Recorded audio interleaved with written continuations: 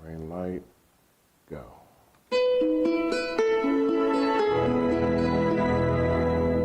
Right.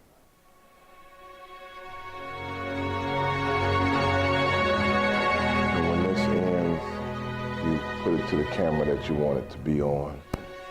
And I'm gonna let y'all run it from there. See what you do.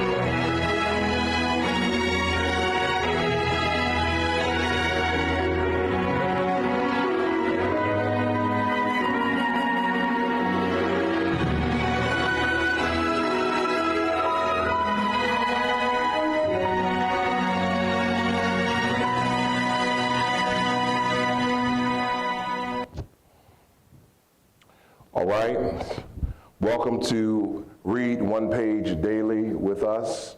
We are reading Dr. Martin Luther King's Where Do We Go From Here? Chaos or Community. I am at page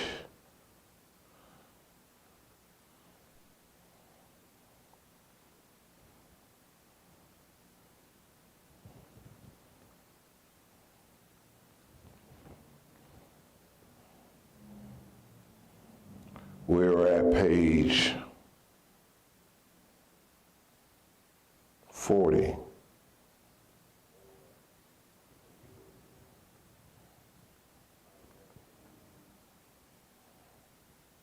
All right, KSR community, where do we go from here?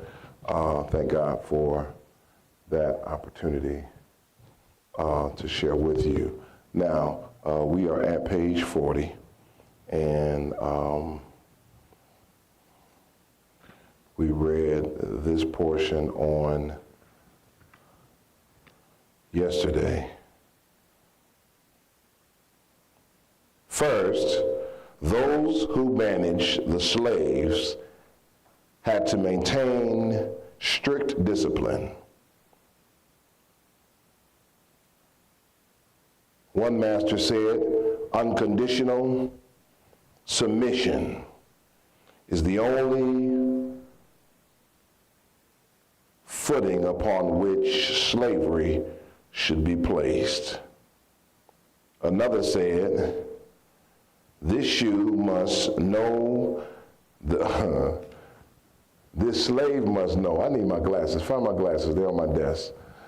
Isaiah, this slave must know that his master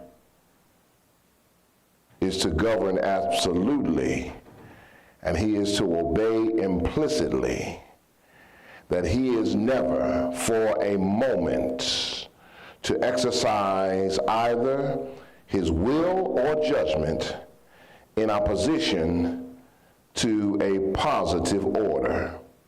Second, the master felt that they had to implant to the bondsman, thank you, sir,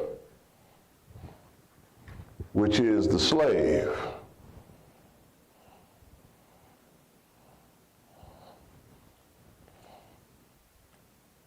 let there be light.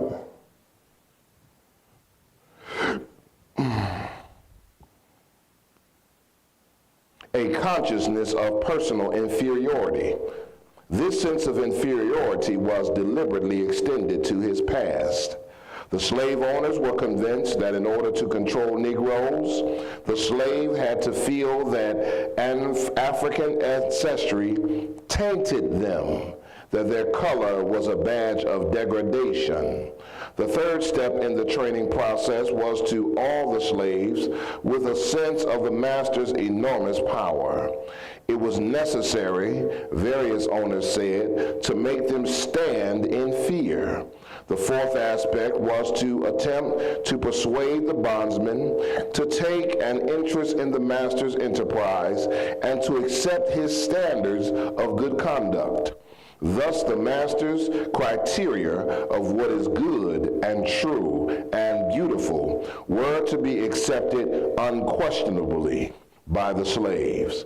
The final step was, according to Stamp's documents, was to impress Negroes with their helplessness, to create in them a habit of perfect dependence upon their masters.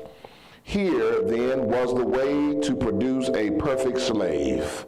Accustom him to rigid discipline, demand from him unconditional submission, impress upon him a sense of his innate inferiority, develop in him a paralyzing fear of white men, train him to adopt the master's code of good behavior, and instill in him a sense of complete dependence. Lord have mercy. You heard it for yourself right here, how to make a perfect slave.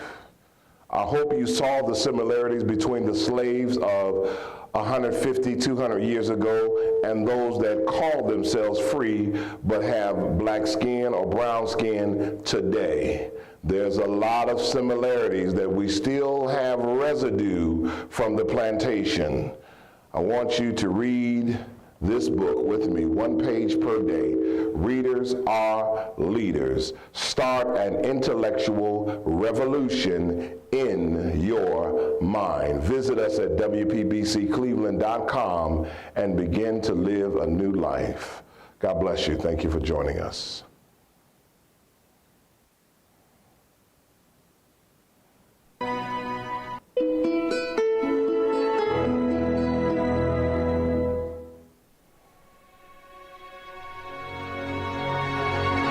Camera 4.